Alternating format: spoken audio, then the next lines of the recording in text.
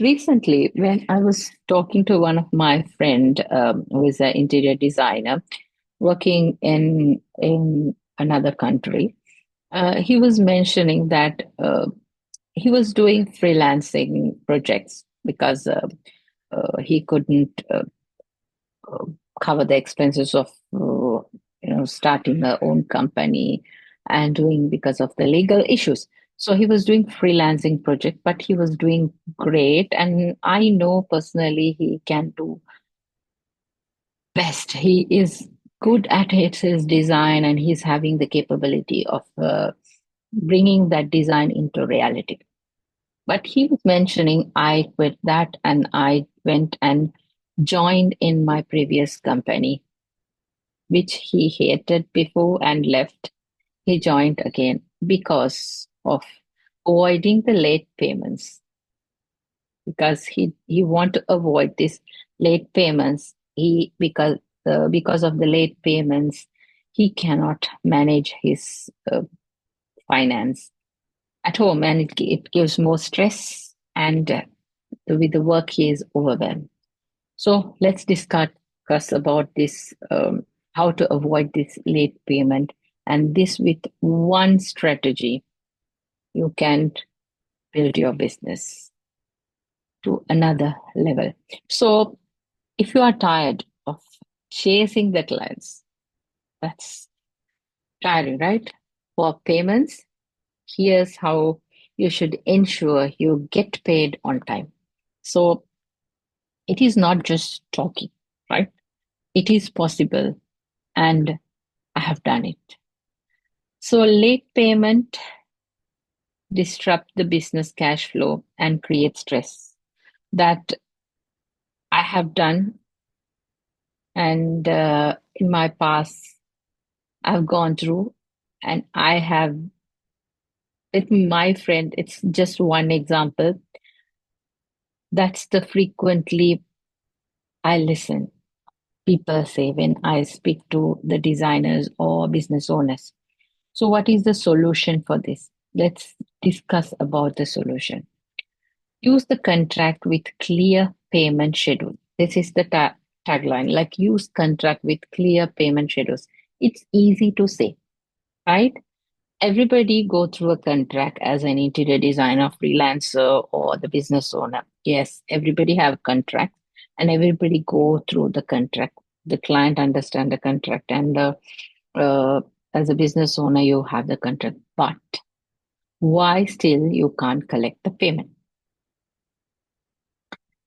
The contract is there, but do you stand on it? How you position yourself? How you be strict with that?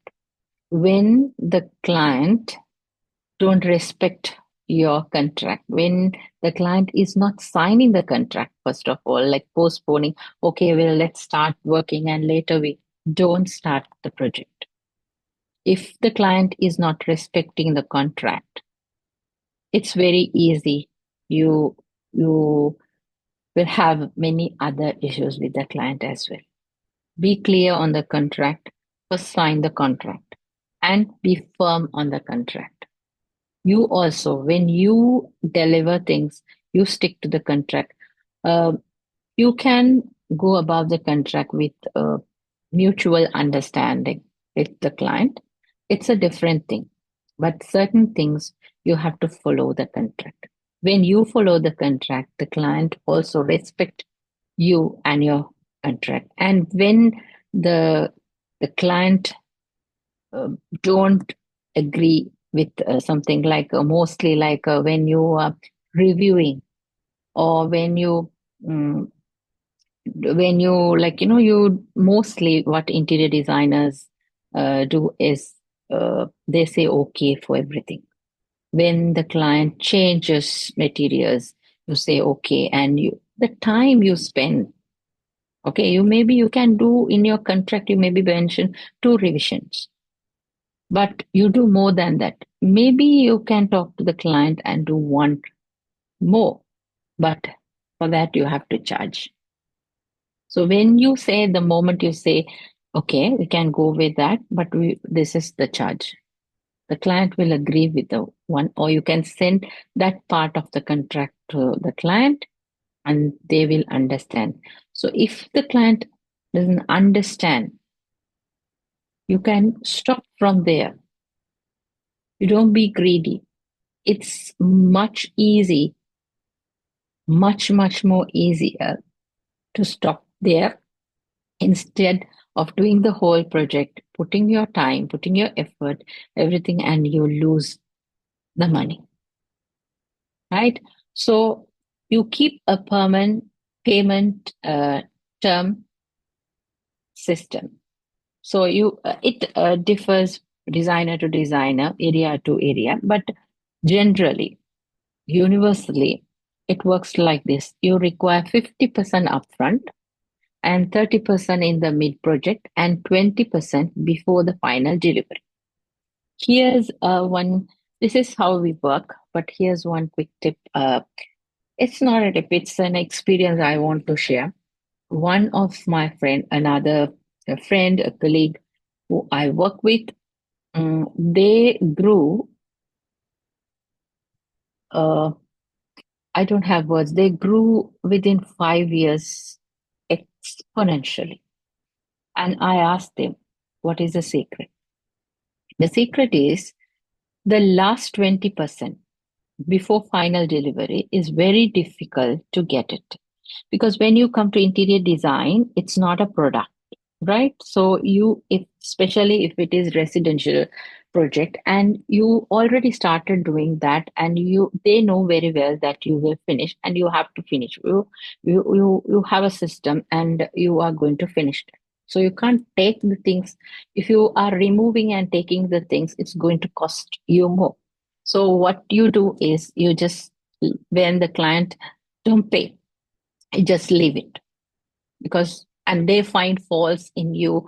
This is not good, how much you do it properly, this is not good. Maybe it's the client issue that they change the color, they change the materials, because of that the design change. But that goes beyond the argument, and if you try to take legal action, the time, the money and the effort it's going to, so they know. To avoid this, when you are budgeting, just divide this 20% into 10%, 5%, 5%. Maybe that 5% or the 10% you add extra. When you add extra, you you have covered your profit, the cost and everything. That 10% will be a bonus. If the client pays, that's a bonus for you. If they don't pay, still you're on profit.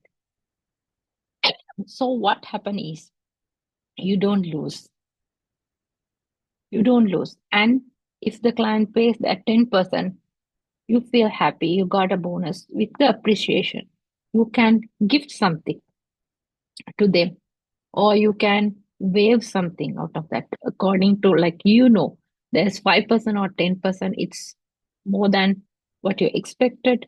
They are good clients, they gave you the money, so you can give them something free, or you can make this is a gift from me. So this can build a relationship. So of course, the referral work in interior design. They will refer you to their relative, friend, or someone else. Excuse me.